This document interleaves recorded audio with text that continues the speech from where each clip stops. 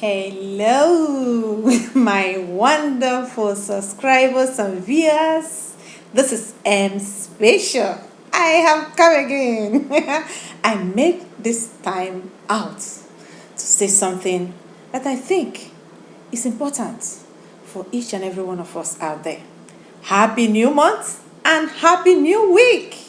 The month already is going to the second week we are, and we say to God be all the glory for seeing another day like this.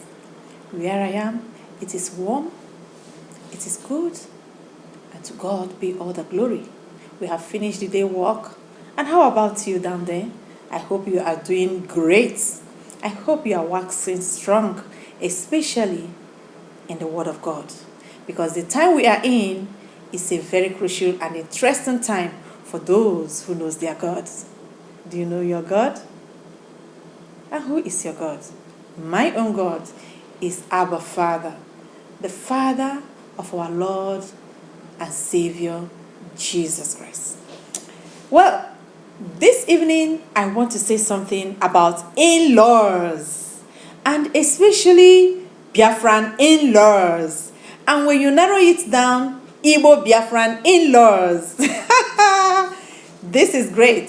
I watched this video I'm about to show you briefly, I think last month, and I promised myself that I will add to her voice, because we all are crying for injustice, but truly the injustice we are all suffering as a people starts right from our own homes.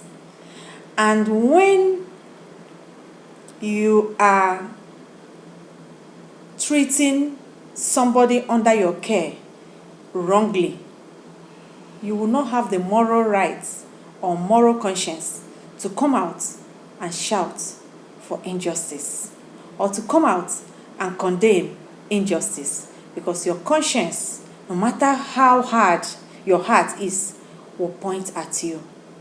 If not that moment, after, your conscience will talk to you. Watch this video and I will say what I want to say to add to this voice. Let's go there. Some in-laws that have refused, did the thanks for the cup of tea, refused for people's children to drink water and keep cup peacefully in their homes. I have a question for you. What is your problem? I'm not directing it to anybody in particular, but I have dealt with women in the past week. I'm not going to start counting, but every one of them has got an issue with in-laws, attacking them, calling them names, forming troops against them, ganging up against them. Why? Because they married their brother, or why? Because they married from this. What is wrong with our people? Haven't you heard that the Bible said that He that made them male and female? Haven't you heard that the Bible says that when a man marries, he leaves his father and mother and cleaves to his wife, and two of them becomes one? Don't you know that the way you're treating the wife of your brother, or the wife of your brother's husband, whatever it is, don't you know that you are disrespecting the brother you think you're respecting? Don't you know that? Don't you know that the way you're treating his wife, that's exactly how you're treating him? Our sister has started it, and I want to add to that voice. You know, we all can do something about this. When I was growing, I always hear about in-laws, mother-in-laws, mother-in-laws. In fact, it's two things that we are scared of when we are growing, when we discuss as young girls. It's mother-in-laws and giving birth, the pain of giving birth. So these two things.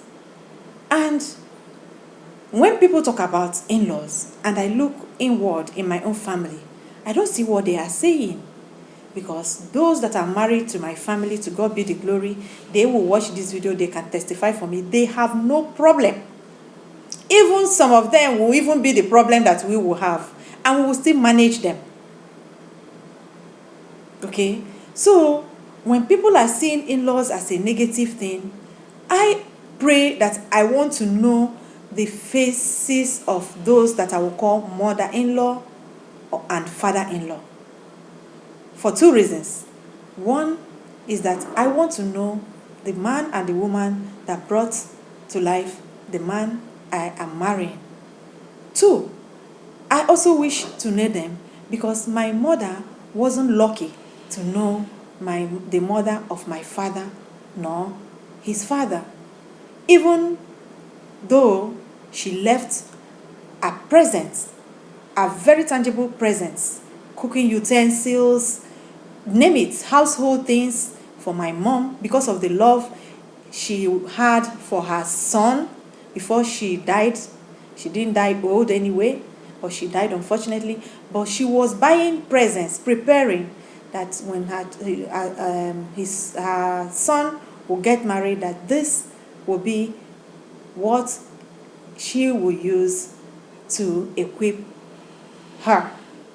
Unfortunately, my mother received those presents without knowing her face.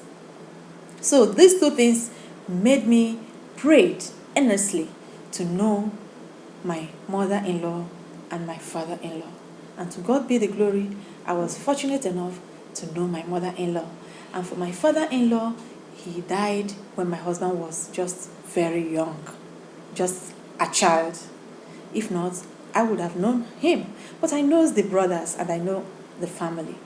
So I am very grateful for that. And they are not bad to me. I enjoyed my mother-in-law, the brief time I had with her. But that is that. Now, let me come to Biafra mother-in-laws. Narrowing it down to our Igbo in-laws. You are mother-in-law. You are father-in-law. You are sister-in-law or a brother-in-law. You was once a child of someone, and your mother, somebody was mother-in-lawing her, or father-in-lawing her. And they did not kill her. And I wonder why it is only the bad mother-in-laws, sister-in-laws, that are taking the greater news, because they are more in number. We have seen series of in-laws' wickedness to their daughter-in-laws, mostly. At times it happens to the son-in-law too. We should not make mistake about that. At times, the family will think it's privileged to bring you in. They think you are there to enjoy. They think they are doing you a favor. Come on, in-laws. Come on, you mother-in-law. Come on, you father-in-law. Come on, you sister-in-law or brother-in-law. You, the sister-in-law, you are married to somebody, or you will be married to another family. If they treat you the way you are treating your brother's wife, will you be happy? And you, the brother-in-law, one day you are going to go to another person's family and bring their daughter into your own family. And you will be there. Your sisters will be treating or maltreating her, and you think it's okay? Just as my sister said, when you insult your brother-in-law or your sister-in-law, you are just insulting your brother or your sister. Equal. That is not doing them favor. And for you, the mothers and the fathers, it's mostly the mothers. The fathers has not too much thing to do here. It's always the mothers. You who will maltreat your daughter-in-law because she has not brought a baby forth, or because you think she's favored to come into your home, or you think she's coming from a poor background and maybe you are able to feed 3 times in a day, and you think you are more richer. Come on.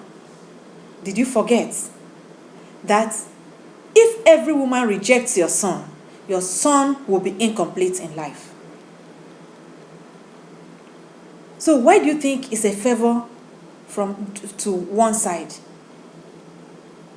And why is it so impossible for you to allow your children to have peace and to allow them grow in their own pace by experience as you did. Unfortunately, this is worse when it is between the Igbos. If Igbo man to Igbo woman is hell. When you encounter bad mother-in-laws between Igbo marriage, supposed to be a golden marriage, it is hell, because I have seen some. It's even better when their son goes to other tribes and marry. You will see them treat that child like a king. Married us, also we are treated like kings. But when we are married within our own tribes, at times it's hellfire. And some states, it's even horrible.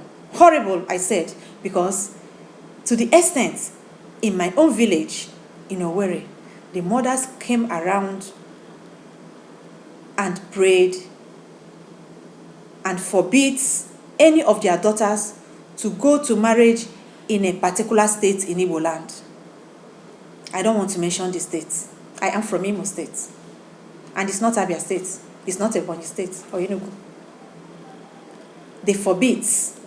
They prayed and forbid any family to give their daughter out to that particular state. Why? All the girls that are married to that state from my village, none of them lived. And they are all young girls. Girls that I am even senior to. None of them made it alive. They will give the first child, second child, third one, they are dead. First child, second child, they are dead. First child, they are dead. All because of mother-in-law's maltreatment. And I don't know why you, a lady, will be in a family where you see that your life is at stake and you still be there, instead of you to run back home where you come from. At least save your own life. I know we Igbos, it's not fashion or fashionable for us to leave our marriage because we have procedures to marriages. And when a man completes that procedure, it is assumed and taken by oath that the two has clicked together. But unfortunately, when the girl or the woman gets into this family, the family they went into forgets all this and start treating them like a slave.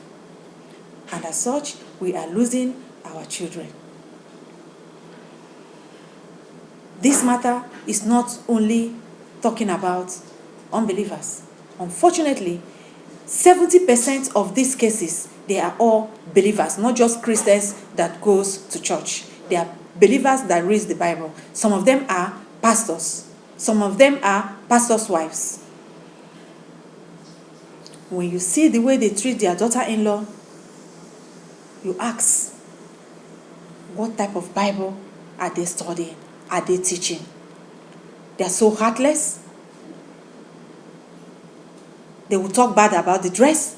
They want to tell you what to do. They want to bend you. They want to retrain you. They want to there is nothing you will do that is good except if you follow only what they say. They want to live inside your home because you are married to their son. Is that what the Bible says? The Bible I read made me to understand that God does not force anybody to do something. It is only the devil that forces people to do something. Our God is a free will God. The only thing is that at the end, you will account for it. God is a God of options. He will open the options to you. You choose what you want. At the end, you will come to meet him. It is only the devil that mandates someone to do what he wants them to do. And unfortunately, many believers are living just like the devil. Please, this is a wake-up call for every mother there, or every future mother there, or every future sister-in-law or brother-in-law there. Let us start changing these narratives, because it is wickedness to the core. And I know God does not like it, because the Bible already told us that when two come together, they become one and cling to each other. It is in the Bible that we read. So Can we just allow our brothers to be in their marriages? Can we just allow our daughters to live out their marriage by experience? We all grow by experience. Even if it's school that we are going with, that we went, if you don't fail, you don't learn. Allow them to fail and give them chance to also learn so that they can grow a strong foundation. Because all this are what is affecting the foundation of family today. That children cannot be well brought up because at a certain time, the woman cannot take it any longer, the marriage will go apart. And children will be here and there, and it affects the children. And you, the mother-in-law, you will start giving names. Meanwhile, you are the foundation of the failure. Let me tell you, if you collapse the marriages or the marriage of any of your children, God will ask you for it. It is not just to be a mother. We, the mothers, must be very careful, because you are not just mother to your own immediate children. You are mother to everything that comes around you, because you are not just accounting for yourself, you are accounting for your children, you are accounting for their life, you are accounting how you grow them, you are accounting for your grandchildren. God will ask all this. I think that is why God gave the women a very strong will. But let us put it in a positive way, especially my Igbo, Biafran mother-in-laws and sister-in-laws and brother-in-laws. Let us allow each other to be. By so doing, we will have a stronger foundation in our family and we will grow a better society, a society of love. Because every child and many children that are grown in a divorce home, they are not happy children. Anywhere, whether it's in the West or in Igbo land, go close to those children and you will see how hot their hearts are. Because I do approach some of them. So if you are destroying the marriages of your children, know that you are penalizing the children, your grandchildren, in the midst of that marriage. Is that what you wish them? Let us take the past to be ignorant. Let us learn and allow our generation and our tree, our family tree, to be stronger. Let us give our children a chance to grow their marriage by failing and learning and getting it right and getting it strong and trying again and laying a strong foundation from experience. Tell me what you think about this video. Share this video. Do not forget, I have deliberated and you have the final say. This is M Special. Don't forget to subscribe and don't forget to put on the notification bell when you do, and to share. Your comments brings to the close and the ending of this video. I am waiting for it. Educate me through your comments. I also want to hear from you. Are we getting it right when we talk about mother-in-laws? Most especially mother-in-laws. The men has not too much problem, but it's always the mother-in-laws and the daughter-in-laws and some brother-in-laws or sons-in-laws. Let's educate each other and let's make a positive change for the good of our own society. Thank you and remain blessed.